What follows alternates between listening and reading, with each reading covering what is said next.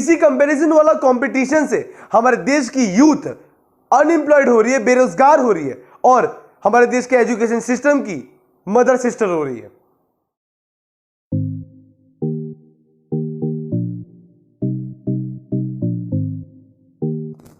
%80 graduated engineers of India are unemployed.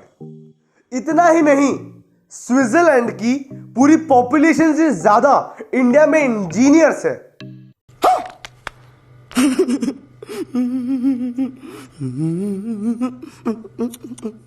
बहुत पहले मैंने एक वीडियो में बताया था कि चाइना और यूएस से एक साल में जितने इंजीनियर्स नहीं निकालते हैं अपने देश से, उससे डबल इंजीनियर्स इंडिया एक साल के अंदर निकालता है। अगर मैं एक प्रैक्टिकल एग्जांपल दूं तो मैं कुछ दिन पहले अपने स्कूल के पास अपने दोस्तों के साथ मस्ती कर रहा था, तो वहां एक भैया है, वो भी हमारे साथ थोड़ी बहुत बातें करने लगे। फिर शाम को मैं अपने स्कूल के पास वापस गया कुछ काम से, तब मुझे वो भैया मिले। तब मुझे पता चला वो भैया एक मैकेनिकल इंजीनियर थे और अब उनकी एक फास्ट फूड की शॉप थी जहां पे वड़ा पाव, दाबेली और भी बहुत सारे फास्ट फूड मिलते थे। मतलब इंजीनियरिंग की डिग्री अब किस काम की।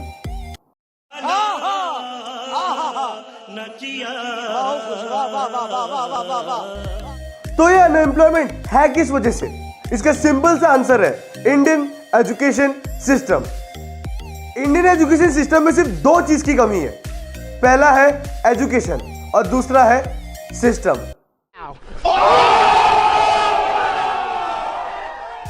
रुको रुको, कोई हंसना मत, कोई मजाक की बात नहीं है यार, कमी है तो है, इसमें क्या हंसना।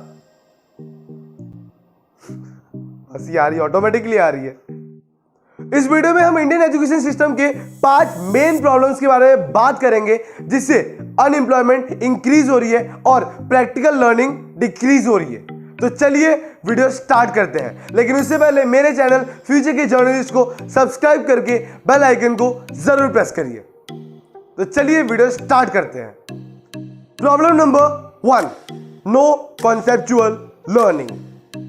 इंडिया में बुक्स की पढ़ाई को बहुत ही ज्यादा इंपॉर्टेंस दिया जाता है। बुक्स में जो लिखा है वो सही है, तो फिर बुक्स आउटडेटेड क्यों है? कुछ बहुत ऐसे इंसिडेंट सामने आए हैं कि जो पीरियडिक टेबल वाला चैप्टर होता था उसमें पीरियडिक टेबल में 116 एलिमेंट्स ही है, असली में 118 एलिमेंट्स है, लेकिन उस टेक्स्ट बुक में 116 एलिमेंट्स ही दिए गए हैं। जब स्टूडेंट टीचर से बोलते हैं एग्जाम में क्या करें, तो टीचर्स बोलते हैं जो टेक्स्ट बुक में है वही लिखो, क्योंकि हमें टेक्स्ट बुक रिफर करनी है। अगर एग्जाम में आए तो 116 एलिमेंट्स ही लिखो। तो अगर बुक्स इतनी ज्यादा इंपॉर्टेंट है तो बुक्स आउटडेटेड क्यों है? अगर न्यूटन की लॉ ऑफ मोशन समझा रहे तो उसको बंद कमरे में पढ़ाने के बजाय खुले मैदान में पढ़ाओ, प्रैक्टिकली पढ़ाओ, ताकि बच्चे का कॉन्सेप्ट क्लियर हो और वो रट्टा मार के एग्जाम में ना लिखे, खुद से कॉन्सेप्ट क्लियर करके एग्जाम में लिखे। बहुत बार तो ये सुनने में आया कि टेक्स्ट बुक में कुछ बार वर्ड की स्पेलिंग गलत दी है। जब बच्चे पूछते हैं इसके बारे में कि एग्जाम में क्या लिखे, तो उनको आंसर मिलता है कि जो टेक्स्ट बुक में स्पेलिंग लिखी हुई है उसे एग्जाम में लिख दो, नहीं तो हाफ मार्क्स कट हो जाएगा। और ये हाफ मार्क्स की अहमियत तो 99 वाले और 33 मार्क्स वाले ही जान सकते हैं ना।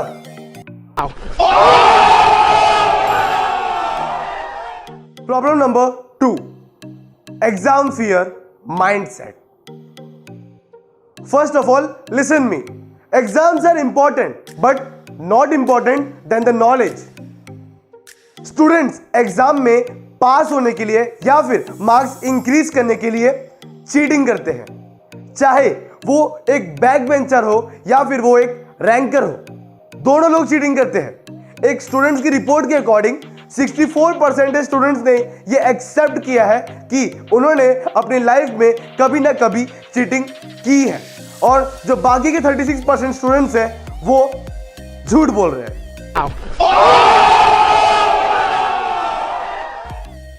हम स्कूल और कॉलेजेस की एग्जाम में चीटिंग कर सकते हैं, लेकिन लाइफ की एग्जाम में चीटिंग नहीं कर सकते।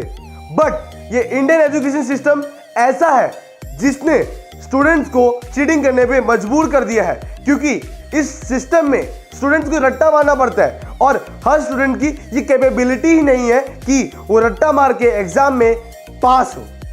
Problem number 3, we all are different. हमारे favourite cricketer the great wall of India sir Rahul Dravid ने यह बात बोली है कि exams are the not only way to जज every boy and girl, because हर लड़के और लड़की की कैपेबिलिटी अलग होती है, टैलेंट अलग होता है। इंडियन एजुकेशन सिस्टम एक ऐसी रेस है जहां पे कछुआ, हाथी, घोड़ा और टाइगर सब एक साथ भागते हैं और हम चाहते हैं कि कछुआ टाइगर से जीत जाए। तो ये कहां से पॉसिबल होगा यार? इन द सेंस इस एग्जाम्पल का मतलब यह था कि इंडियन एजुकेशन सिस्टम में सिर्फ जो बच्चे रट्टा मार सकते हैं वही सरवाइव करेंगे और सारे बच्चों की कोई जगह ही नहीं बच रही है अब। Problem number 4, rat race. Exams are not good because इसमें कंपटीशन है, हेल्दी कंपटीशन नहीं, CWC वाला कंपटीशन, समझे? क्रिकेट वर्ल्ड कप नहीं, कंपैरिजन वाला कंपटीशन। जी हाँ, कंपैरिजन वाला कंपटीशन एग्जाम्स में होता है। आज से 20 साल पहले 90% लाना बहुत ही बड़ी बात थी, बट आज के जमाने में 90% कोई बड़ी तोप नहीं है, कोई बड़ी बात नहीं है। आज हम ये नहीं देखते कि कितने लोग हमारे पीछे हैं, हम ये देखते हैं कि कितने लोग हमारे आगे हैं। और इसी कंपैरिजन वाला कंपटीशन से हमारे देश की यूथ अनएम्प्लॉयड हो रही है, बेरोजगार हो रही है और हमारे देश के एजुकेशन सिस्टम की मदर सिस्टर हो रही है। Problem number 5, slaves of the system. आज के इस जमाने में हम ये नहीं देख रहे कि हमें क्या पढ़ाया जा रहा है, क्यों पढ़ाया जा रहा है, किस रीजन से पढ़ाया जा रहा है। बस पढ़ा रहे तो पढ़ लो, आखिर में एग्जाम्स आएगी तो रट्टा मार के आंसर्स लिख देंगे।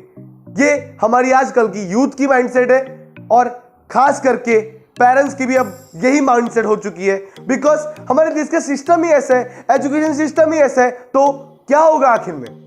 एक बात बताओ मुझे, a + b whole square is equal to a² + b² + 2ab, ये जो फॉर्मूला है आगे कहां काम आएगी यार? कौन सी इंजीनियरिंग में काम आएगी, कौन से जर्नलिज्म में काम आएगी, कौन से डॉक्टरी में काम आएगी? जरा बताओ मुझे, कहीं काम नहीं आने वाली है।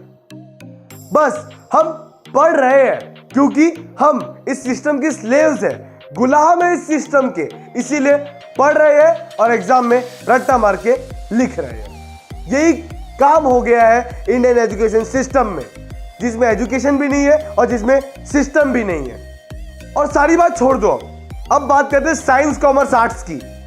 यार जो सबसे ज्यादा पढ़ता है साइंस लेगा, उससे कम पढ़ता है कॉमर्स लेगा और निठल्ला इंसान आर्ट्स लेगा।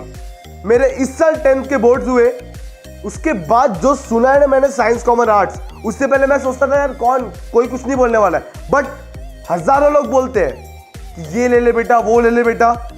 मैंने बहुत सुना है, मेरे एसएससी बोर्ड्स में 92% आए, तो बहुत लोग ने रिकमेंड किया बेटा तुम साइंस लो, साइंस में बहुत ज्यादा स्कोप है। दूसरे है नहीं बेटा कॉमर्स ज्यादा अच्छा है, पर ये बोलने वाले कम थे, कॉमर्स ज्यादा अच्छा है।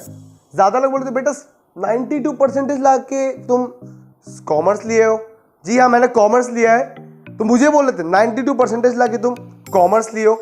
मेरी मर्जी, इन द सेंस मैं पहले आर्ट्स लेने वाला था जर्नलिज्म की वजह से, बट मैंने कुछ बात जर्नलिस्ट से पूछा, उनने बोला कोई भी फील्ड से जा सकते हो, तो मैंने सोचा कॉमर्स से जाता हूँ, एटलीस्ट एक बैकअप ऑप्शन और ज्यादा अवेलेबल रहेगा अकाउंटिंग फील्ड का मेरे पास। और आर्ट्स कोई खराब नहीं है, सबसे ज्यादा आईएएस आईपीएस सबसे ज्यादा आर्ट्स से निकलते हैं, और आर्ट्स की सैलरी के साथ साथ आर्ट्स वालों की रेपुटेशन अलग होती है। तो ये आर्ट्स एंड कॉमर्स की जो दिमाग में माइंड सेट है, इसे हटा दो, ठीक है? बाइफर्केशन करते हो, साइंस वाला पढ़ने में अच्छा, उससे नालायक कॉमर्स और सबसे नालायक आर्ट्स, ये सबसे गलत कंपैरिजन है। अब बात होगी इंडिया के यूनिवर्सिटीज और कॉलेजेस की। अभी मजा आएगा ना भिड़ो। मैं सारी यूनिवर्सिटीज और कॉलेजेस की बात नहीं कर रहा हूं, लेकिन 80 to 85% कॉलेज ऐसे हैं जहां पे सस्ते टिकाऊ प्रोफेसर रख लेते हैं, कम फीस में जो प्रोफेसर काम करने के लिए रेडी है उन्हें रख लेते हैं। 30 to 35,000 की सैलरी पर मंथ, अप्रॉक्स 50,000 तक पहुंचा देंगे। इतने वाले सैलरी वाले जो प्रोफेसर से उन्हें रख लेंगे जो ऐसे वेले बैठे थे या फिर जिनके पास एक्सपीरियंस कम है। सारी यूनिवर्सिटीज़ की बात नहीं कर रहा, और हर यूनिवर्सिटी में कोई ना कोई प्रोफेसर अच्छा होता ही है जिसकी सैलरी भी हाई होती है, बट सारे प्रोफेसर ऐसे नहीं होते। अगर मैं हार्वर्ड यूनिवर्सिटी की बात करूं तो उधर एक प्रोफेसर की salary approx 16 lakh per month होती है, और वही स्टैनफोर्ड यूनिवर्सिटी की बात करूं तो उधर एक प्रोफेसर की सैलरी 16.5 लाख पर मंथ होती है। इंडिया की यूनिवर्सिटीज में लेक्चर ज्यादा होते हैं, लेकिन प्रैक्टिकल नॉलेज और केस स्टडी वाले जो नॉलेज है वो कम होती है। अगर मैं हार्वर्ड यूनिवर्सिटी की बात करूं तो उधर 80% केस स्टडी है, 10% प्रोजेक्ट है, 5% लर्निंग है और 5% लेक्चर्स है। और वही मैं स्टैनफोर्ड यूनिवर्सिटी की बात करूं तो उधर 40% केस स्टडी है, 25% प्रोजेक्ट है, 20% लेक्चर्स है और 15% लर्निंग है। और इंडिया में इसका उल्टा ही होता है, लेक्चर्स ज्यादा होते हैं। इतना ही नहीं, जो वैकेशन के टाइम पे जो प्रोजेक्ट्स देते हैं वो भी इंडियन स्टूडेंट्स देखना कैसे जुगाड़ लगाते हैं। कुछ बहुत मार्केट्स आती है, उधर पहले से रेडीमेड प्रोजेक्ट मिलता है, या कुछ बहुत सप्लीमेंट्स मिलती है जहाँ पे उस पर्टिकुलर टॉपिक के बारे में प्रोजेक्ट मिलता है। जाओ 1000 रुपये दो, 500 रुपये दो, 700 रुपये दो, पैसे दो और वो प्रोजेक्ट खरीद लो। बिना किसी मेहनत के वो प्रोजेक्ट को खरीदते हैं और बिना किसी मेहनत के वो लोग पास हो जाते हैं। तो इससे एम्प्लॉयमेंट कैसे बढ़ेगा जब यूथ के अंदर कोई नॉलेज ही नहीं रहेगी, यूथ के अंदर कोई स्किल नहीं रहेगी, तो वो आगे काम कैसे कर पाएगा, कैसे एम्प्लॉयमेंट बढ़ेगा। एक रिपोर्ट के अकॉर्डिंग 38 to 58% स्टूडेंट्स ये हरकत करते हैं फेक असाइनमेंट्स वाली, और कॉलेज इसे चेक भी नहीं करता, कोई स्ट्रिक्ट एक्शंस भी नहीं लेता। हाँ भाई तू कहां से लाया है, कोई मतलब नहीं, आया चेक करवा दिया, बात खत्म। ये है इंडिया का एजुकेशन सिस्टम।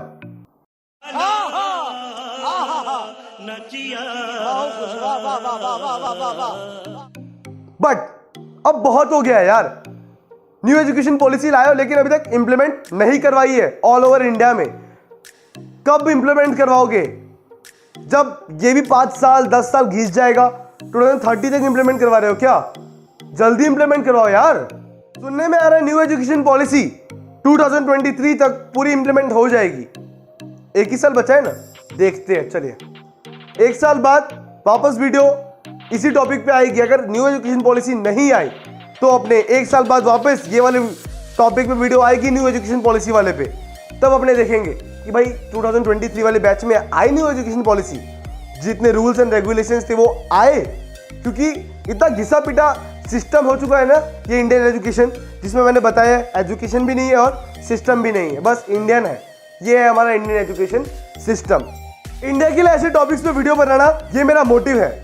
अगर आप चाहे कि आप मुझे मेरे मोटिव में सपोर्ट कर रहे हैं तो प्लीज मेरे चैनल फ्यूचर का जर्नलिस्ट को सब्सक्राइब करके बेल आइकन को जरूर प्रेस कर दीजिए। और हाँ, इस वीडियो को लाइक करिए, जितना हो सके इस वीडियो को अपने फ्रेंड्स तक शेयर करिए, ताकि इंडियन एजुकेशन सिस्टम के जो सच्चाई है सबको पता चले, और जो न्यू एजुकेशन पॉलिसी लाने का जो फोर्स है गवर्नमेंट पे जाए। यार बहुत हो गया, हम लोग सोचे थे हम लोग 11th में आएंगे, आए हाय आर्ट्स साइंस कॉमर्स हट गया होगा, जो सब्जेक्ट है चूज करेंगे, बट नहीं, आर्ट्स साइंस कॉमर्स में हमें लोग को मारना है। बट क्या कर सकते हैं, अब हमें ऑप्शन नहीं है, बट अगले साल वाले बच्चों को ऑप्शन होना चाहिए। इसीलिए जितना हो सके इस वीडियो को शेयर करिए और इस चैनल को सब्सक्राइब करके बेल आइकन को जरूर जरूर जरूर प्रेस कर दो। थैंक यू, जय हिंद। खत्म, बाय बाय, टाटा, गुड बाय, गया।